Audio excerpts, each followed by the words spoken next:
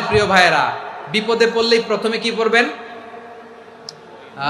পটুয়াখালী ভুইলা গেছে। বিপদে পড়লেই প্রথমে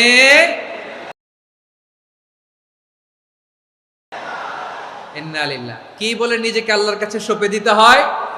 হাসবুনাল্লাহ। চরম বিপদে দেয়ালে পিঠ থেকে গেছে, তখন লা ইলাহা ইল্লা আনতা সুবহানাকা ইন্নী কুনতু মিনাজ জালিমিন। এরপরে লা ইলাহা ইল্লাল্লাহুল আযীমুল হালিম, এই দোয়া। আকস্মিক বিপদ, হঠাৎ যেন কোনো বিপদ আমাকে পেয়ে না বসে, এটার জন্য বিসমিল্লাহিল্লাযী লা ইয়াদুররু মা ইসমিহি শাইউন ফিল আরদি ওয়ালা ফিস সামাই ওয়া হুয়াস সামিউল আলীম। সকালে 3 বার, রাতে 3 বার। আর মারাত্মক tension, hyper tension, anxiety, depression থেকে বাঁচার জন্য 2 দোয়া, ইয়া হাইয়্যু ইয়া কাইয়্যুম, ইয়া হাইয়্যু ইয়া কাইয়্যুম, মনে থাকবে? আর আল্লাহুম্মা ইন্নী আবদুক, এই দোয়া। ঋণ থেকে বাঁচার জন্য 2 দোয়া, আল্লাহুম্মা ইন্নী আউযু বিকা মিনাল হাম্মি ওয়াল হাযান, এটা। আর আল্লাহুম্মা কফিনি বিহালালিকা আন হারামিকা ওয়া আগনিনি বিফাদলিকা আম্মান সিওয়াক। আর সব সময় পড়ার জন্য একটা আমল দিয়ে যাই, উঠতে বসতে, অফিসে যাচ্ছেন, অফিস থেকে ফিরতেছেন, বসে আছেন, শুয়ে আছেন, ছোট্ট এক শব্দে আমরা যেন বেশি বেশি পড়ি আস্তাগফিরুল্লাহ। আওয়াজ করে আমার সাথে পড়ুন আস্তাগফিরুল্লাহ। আবার পড়ুন আস্তাগফিরুল্লাহ।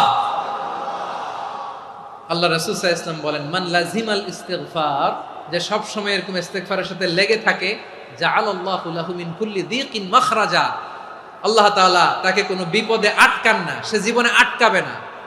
যে কোনো বিপদে আল্লাহ তার রাস্তা বের করে দিবেন। Way out, you will get a way out in solution. সুবহানাল্লাহ। ওয়া মিন কুল্লি হাম্মিন ফারাজা, দুশ্চিন্তা মুক্ত হবে। ওয়া ইয়ারযুকহু মিন হাইসু লা ইয়াহতাসিব, এমন জায়গা থেকে আল্লাহ রিজিকের বন্দোবস্ত করবে যেটা সে কল্পনাও করে নাই। আওয়াজ করে পড়েন সুবহানাল্লাহ। তাহলে মনে থাকবে আস্তাগফিরুল্লাহর কথা। সব শেষ কথা বলবো, সব শেষ আমার প্রিয় ভাইয়েরা। এটা গেল নিজের বিপদ। কিসের বিপদ? নিজে যদি বিপদে পড়েন। অন্যের বিপদ যদি দেখেন, এটার জন্য একটা দোয়া আছে। অনেক সময় আমরা দেখি হাসপাতালে ক্যান্সারের 3rd স্টেজে চলে গেছে, লোকটা হ্যাংলা হয়ে, চিকন হয়ে, হায়রে কি কষ্ট পায়, দেখি না? বিষ্ণু বলে, একটা দোয়া যদি কেউ অন্যের কোনো বিপদ দেখে পড়ে, ওই বিপদ তার জীবনে কখনো আসবে না। শুনবেন? শোনার আগ্রহ আছে? অনেক সময় হয় যে আমরা মহাসড়ক দিয়ে যখন চড়ি, দুর্ঘটনায়, আইরে আল্লাহ, দুর্ঘটনায় মানুষের মাথা একদিকে, দেহ আরেকদিকে, ব্লিডিং, এরকম হয় না? আল্লাহ তুমি হেফাজত করো। বিশ্বনবী বলেন, এই দুর্ঘটনা দেখে কেউ যদি এই দোয়াটা পড়ে, তার জীবনে সে কোনোদিন এরকম অ্যাক্সিডেন্টের সম্মুখীন হবে না। শুনবেন?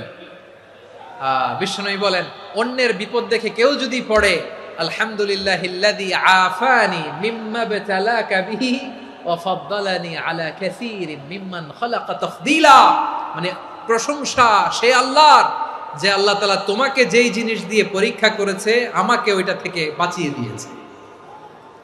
তোমাকে আল্লাহ যেই বিপদে ফেলেছে, আমাকে ওই বিপদ থেকে তিনি মুক্ত রেখেছে, আর তার অনেক সৃষ্টির উপর আমাকে তিনি প্রাধান্য দিয়েছে। সুবহানাল্লাহ পড়েন।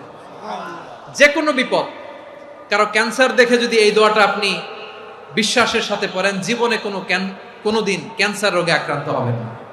দুর্ঘটনা দেখে যদি পড়েন, ওই দুর্ঘটনা আপনাকে স্পর্শ করবে না। যে কোনো কারো বিপদ দেখে যদি কোনো বিশ্বাসী বান্দা এই দোয়া পড়ে, বিশ্বনবী বলেন, লাম ইউসিবহু যালিকাল বালা, ওই বিপদ তাকে আর ধরবে না। উফিয়া মিনহু মিন যালিকাল বালা কাইনাম মা কান, সে যতদিন হায়াত পাবে কোনোদিন ওই বিপদ তাকে স্পর্শ করবে না। এই দোয়াটা পড়তে রাজি আছেন আমার প্রিয় ভাইরা? তাহলে পুরো আলোচনার সেন্ট্রাল থিম হচ্ছে, আমাদের জীবনে বিপদ আসবে, কষ্ট আসবে, দুঃখ আসবে, কিন্তু বিপদে আপদে আমরা হাল ছেড়ে দিব না, হতাশ হব না। মুমিন হতাশ হয় না, নিরাশ হয় না, হাল ছেড়ে দেয় না। মুমিন ভরসা রাখে একজনের উপর। আওয়াজ করে বলুন, যিনি কে? বিপদে পড়লে আমাদেরকে উদ্ধার করে কে? আবার আমাদেরকে যদি কোনো নেয়ামত আল্লাহ দিতে চান, ওইটা কেড়ে নেওয়ার ক্ষমতা কারো আছে? তাহলে আমরা কানেক্টিভিটি বাড়াবো কার সাথে? আমাদের প্রার্থনার ফরিয়াদের হাত তুলবো কার কাছে? রাজি আছেন পটুয়াখালীর ভাইয়েরা? মনে থাকবে কথাগুলো? আল্লাহ তাআলা আমাদের সবাইকে কথাগুলো বোঝার ও আমল করার তৌফিক দান করুন।